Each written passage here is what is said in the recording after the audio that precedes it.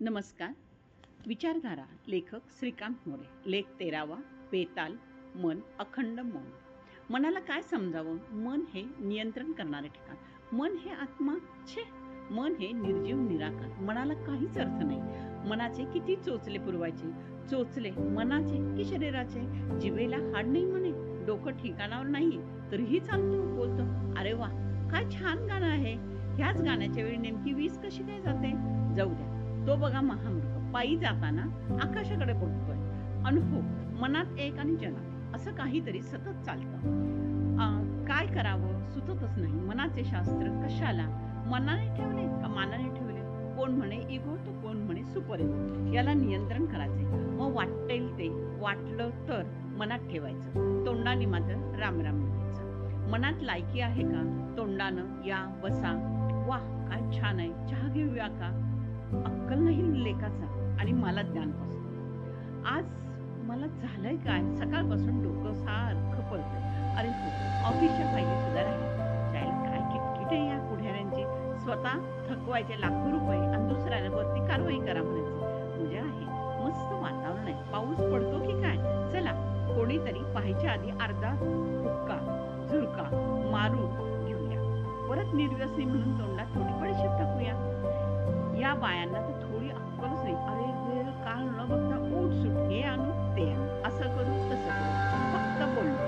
काही करायच्या नावाने बापरे, बायकोनी आज आपल्याला भाजी नाही सांगितली होती. आता काय काय विसरलो.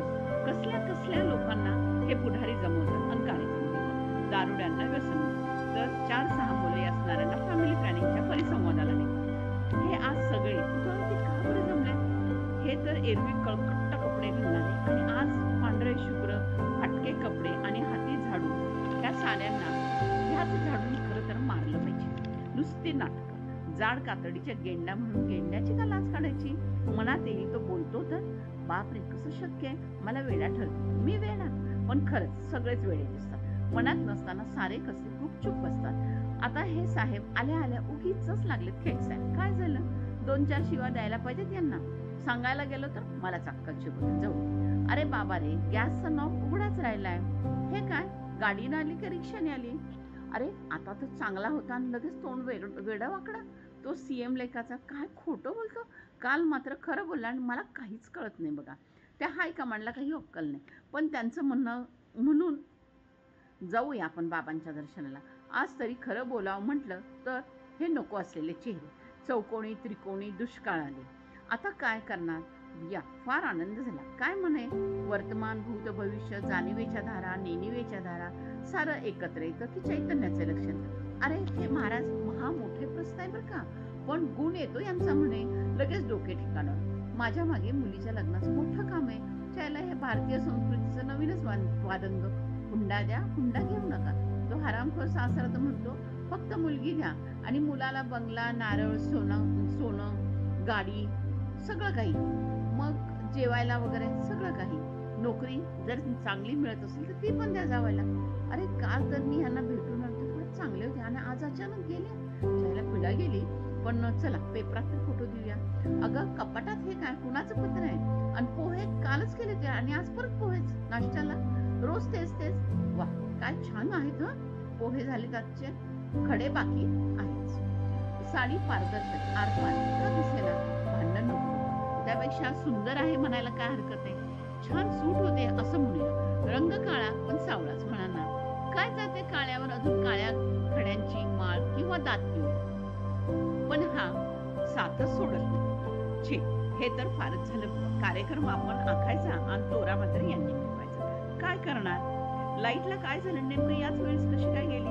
काय मस्त आहे मालिका. डान्स तर किती छान लागला होता. आणि ती सासू खूप स्मार्ट आहे बरं का. आणि सून नुसतीच छप्पन.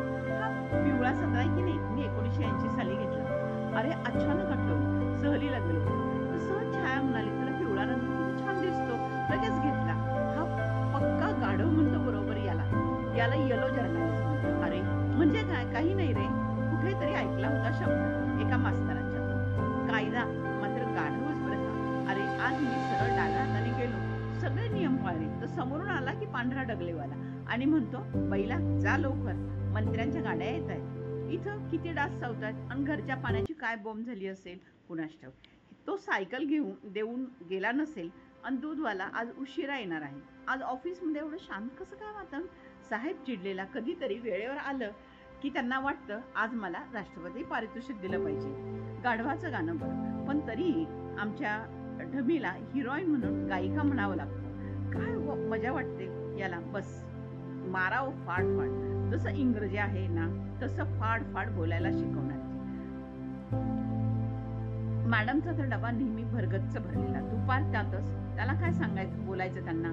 काल मात्र कपाटातून कोणीतरी पैसे घेतले. मला पण आठवत नाही. गाडीतलं पेट्रोल सारखं कमी होते. ह्या पोरांना तर नुसतं मारायचं. बापच कर्तव्यहीन. अरे हात लावून घेऊन हार घातला म्हणजे संपलं नाही तर सगळं काही ढोंग. जीवनपणी त्रास दिला, आता कुठं सुटका करतो. पाऊस पडला अडचण नाही, पण मजूर आला तरच तेच, नाही तर सगळी वैतागवाडी. काही मनासारखं नाही. घरात तेच, बाहेर तेच, कुठं जाईल तिथं गोंधळ आणि कशाला बोलायचं. त्यापेक्षा आणि भैरवा हे आईजीच्या जीवावर पाहिजे होता. कुणाला माल वाटा, हापापाचा माल गप्पा, नाहीतर तळे राखील तो पांचा. वर्तमानपत्र वाटेल ते सारं काही छापतात. अरे बापरे, काही बोलायला नको. देवावानी राहा गुळाचा गणपती. लेखा अरे तरी ते बोंबलतात, ते काय सोडत नाही. आंधळ म्हणावं तर नोटा ओळखते. बहिरं म्हणावं नेमकं तर असं काही ऐकायला येते. वेड म्हणा बोलतंय. सौजन्याने तर पार दैन असते. अरे जो तो मस्का मारून चहा पिऊन येतात. वा सखी कॉफी छान आहे हं म्हणायचा अवकाश तर स्वारीत टपूस. कुठं सुख, कुठं दुःख, कुठं आनंद, कुठं बाप्पास. बोलाचीच कणी आणि बोलाचीच कणी. वा काय छान आहे. मिठाची पाणीदार वर्णी तरीही छान आहे हो. नेमका डायलॉगच्या वेळेला शिवतो. मग काय पिक्चरचं मार्क वाटत. गजरा घेऊन दिला तर बाकी सगळ्यांच्या नजरा वळतात. त्यापेक्षा नसताच घेतला गजरा तर. लाईटच्या बिलाला वेळ लागला तर टीव्ही बंद. आणि केबलवाले यांना तर मस्त चहा झोकावा म्हटलं तर मध्येच कडमडला. आता द्या अर्धा. नालायक लोकांचा पठ्ठ्या चहा पिऊन निघून जातो. नालायक लोकांचा बहुच पैसे पण देत नाही. काल दादा, ताई, आत्या छान गप्पा रंगल्या आणि मध्ये सुरू झालं की मान अपमान, वादविवाद. सगळीकडे भ्रष्टाचार, शिष्टाचार वगैरे वगैरे याचेच धडे घेतले. जीभ मात्र संस्कृतीचे ठासून गोडवे घातले. जीभच तर मनाला ऐकत नाही. हात तर मनाचं ऐकत नाही. पाय तर मनाचं ऐकत नाही. कानफडात कसा मारू मग, आणि लात तर कसा मारू. मनात येतं ते सगळं बकवास. मन विसरून हेच जगणं आवडतं. हेच जगणं आवडतं. सगळ्यांना खोट्या नाण्यांना खोटं हसणं, खोट्या शब्दांना खोटं रडणं, खोट्या कोट्यांना खोटं नटवणं, खोट्या निरर्थक लिखाणांना, खोट्या जीवनमूल्यांना, खोट्या आदर्शांना, खोट्या जीवन पैलूच्या, खोट्या सर्व क्षेत्रात खोटे मनारे खोटे जगूया. आनंद सुखे जगूया. बेताल अखंड मौनात बोल गाडूया. चला आरतीला. टाळ पिटूया आणि वेळ वाया घालूया. मानवी मन नेहमी बंडखोर असतं. जे मनात येतं ते वेगळंच. तुझं पाहता प्रेम जडावे असं वाटतं, पण नंतर लगेच शब्दात येतं ते इतरांसाठी असतं. यात नाहीतर काय डोकेदुखी झाली असेल. जाऊ दे. जीवनाचं वैशिष्ट्य यात तर नाही का. काय खरं आणि काय खोटं कोण ठरवणार. झालं असं म्हणून दोन व्यक्ती म्हणून आपण जगायला लागतो. डोंगीपणाचा कळस असतो. ज्याला त्याला मी माझा म्हणतो. कोण कधी असतो. कोणाच्या मनात एक, जनात एक. बहाणे सारे व्यर्थ. शत्रुंचे स्वार्थ शत्रुंचे. मनाला स्वातंत्र्यच नाही तर जगणं कसलं कोणाचं. ज्या शिरात चैतन्य ते मनच असतं. अध्यात्म हे जर फारच ढोंग न कळताही कळतं एवढाच मंत्र सतत जपावा लागतो. मनावे परी कीर्ती पुरावे. मानवी संस्कृती महान आहे. हुतात्मा मोठा फासावर जाणे. त्या जगणे म्हणजे सतत भट्टीत तेल ओतणे असते. जगा लढा स्वतःशीच. बाहेर आहे तो आरसा, बाह्य रूपच दर्शवतो. खरं तर एकमेकांचे विचार कळले मनाचे तर सुंदर विचार कळले तर बाबा रे. आणि खरे विचार काही खरं नसतं का. बेबंद, बेताल मन, अखंड मन असंच लाभारसाप्रमाणे